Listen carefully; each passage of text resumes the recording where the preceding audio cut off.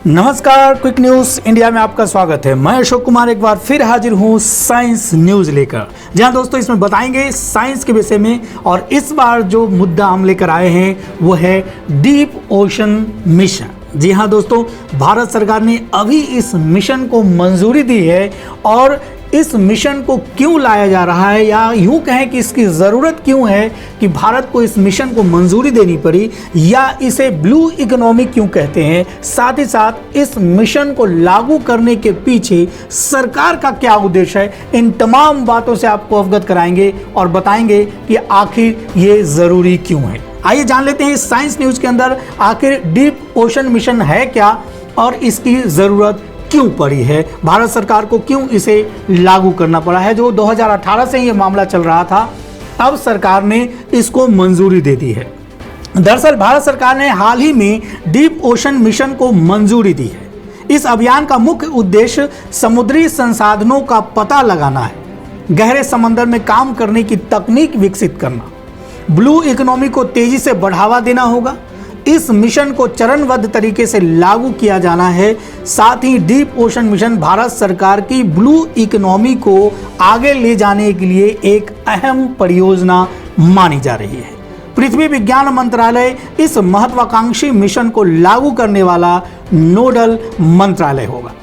आइए चर्चा करेंगे कि आखिर इस मिशन की ज़रूरत क्यों पड़ी है। दोस्तों, साइंस से जुड़ी हुई खबरें भी हम आपको रेगुलर लेकर देते रहते हैं और बताते रहते हैं कि आखिर क्या कुछ चल रहा है टेक्नोलॉजी की दुनिया में भी, या फिर विज्ञान की दुनिया में क्या कुछ नया चल रहा है जो आपको जानने की ज़रूरत है। यानी हमारी कोशिश ये होती है कि हम खबरें वही लेकर आएँ जो आपके लिए ज़रूरी हों। सही और सटीक खबरें सही समय पर पहुँचाना ही हमारा प्रमुख लक्ष्य है। दोस्तों, अगर हमारे द्वारा दी गई जानकारी आपको पसंद आती है तो चैनल को सब्सक्राइब करें, शेयर करें और कमेंट करें। साथ ही साथ अगर आपके कुछ सुझाव हैं तो वो भी आप हमारे चैनल पर हमें भेज सकते हैं।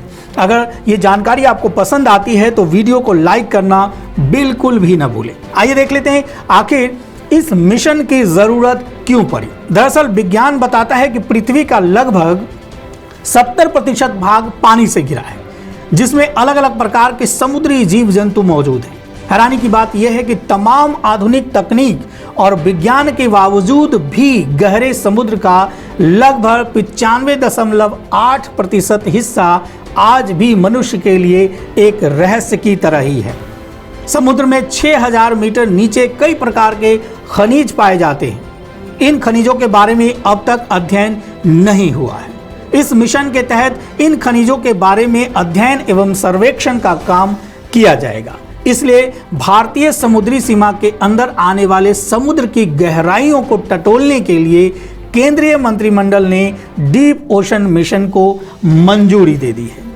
अब बात आती है कि आखिर इस डीप ओशन मिशन को ब्लू इकोनॉमी के तौर पर क्यों देखा जाता है, या क्यों कहा जाता है, इसकी वजह क्या है। ये एक तरह की ऐसी अर्थव्यवस्था है जो पूरी तरह से समुद्री संसाधनों पर आधारित है। डीप ओशन मिशन से जुड़ी ब्लू इकोनॉमी की महत्ता समझने के लिए हमें इसमें छिपे आर्थिक फायदों को समझना होगा। भारत सरकार इस मिशन पर 4077 करोड़ रुपए खर्च करने वाली है, जो अलग अलग चरणों में खर्च होंगे। Global marine biotechnology industry report का दावा है कि इस क्षेत्र का वैश्विक जैव प्रौद्योगिकी बाजार यानी ग्लोबल बायोटेक्नोलॉजी मार्केट 2026 तक $741 बिलियन तक पहुंचने का अनुमान है, जो एक बहुत बड़ी रकम है। वर्ल्ड बैंक के एक दस्तावेज में बताया गया है कि ब्लू इकोनॉमी का उद्देश्य आर्थिक विकास, सामाजिक समावेश और आजीविका के संरक्षण या सुधार को बढ़ावा देने के साथ साथ महासागरों और तटीय क्षेत्रों की पर्यावरणीय स्थिरता को सुनिश्चित करना है। वैज्ञानिक निष्कर्षों से पता चलता है कि समुद्री संसाधन सीमित है। इंसानी गतिविधियों के कारण महासागरों के स्वास्थ्य में भारी गिरावट आई है।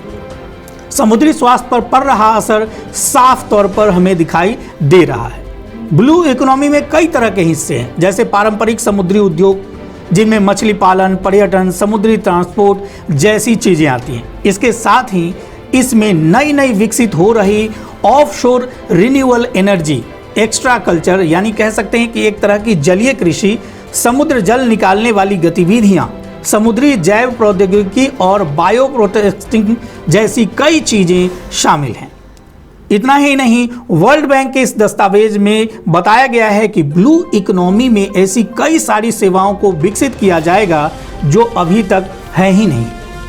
ये सेवाएं आर्थिक और दूसरी इंसानी गतिविधियों जैसे कि कार्बन पृथक्करण, ऐसी प्रक्रिया जिसमें वायुमंडल से कार्बन डाइऑक्साइड को अलग कर ठोस या तरल पदार्थ में बदल दिया जाता है, तटीय सुरक्षा, वेस्ट डिस्पोजल और जैव विविधता के अस्तित्व जैसी चीजें शामिल होंगी। अब जान लेते हैं कि आखिर इस डीप ओशन मिशन के मुख्य उद्देश्य क्या है, क्यों इसको मंजूरी दी गई है या सरकार को आने वाले समय में इस मिशन से क्या फायदा होने वाला है। साइंस से जुड़ी हुई ये खबरें, हम आपको ऐसी ही खबरें अक्सर देते रहेंगे, लेकिन वो आपको सबसे पहले मिले इसके लिए ज़रूरी है कि आप हमारे चैनल को सब्सक्राइब करें, शेयर करें और कमेंट भी करें। साथ ही साथ वीडियो अगर पसंद आता है तो लाइक करना बिल्कुल भी ना भूलें। आइए दोस्तों, नजर डाल लेते हैं आखिर इसका उद्देश्य क्या है।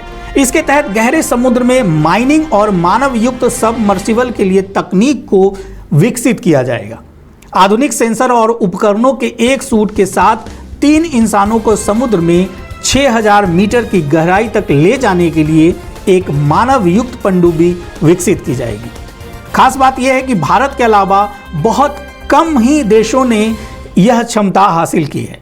मध्य हिंद महासागर में 6000 मीटर की गहराई से पॉलीमेटेलिक नोड्यूल्स यानी समुद्र तल के नीचे खास धातुओं की एक दानेदार परत होती है कि खनन के लिए एक एकीकृत खनन प्रणाली भी विकसित की जाएगी। अंतर्राष्ट्रीय समुद्र तल प्राधिकरण द्वारा जरूरी कोड विकसित किए जाने के बाद खनिजों के अन्वेषण अध्ययन से व्यावसायिक दोहन का नया रास्ता खुलेगा और यही मुख्य उद्देश्य भी है इस मिशन का।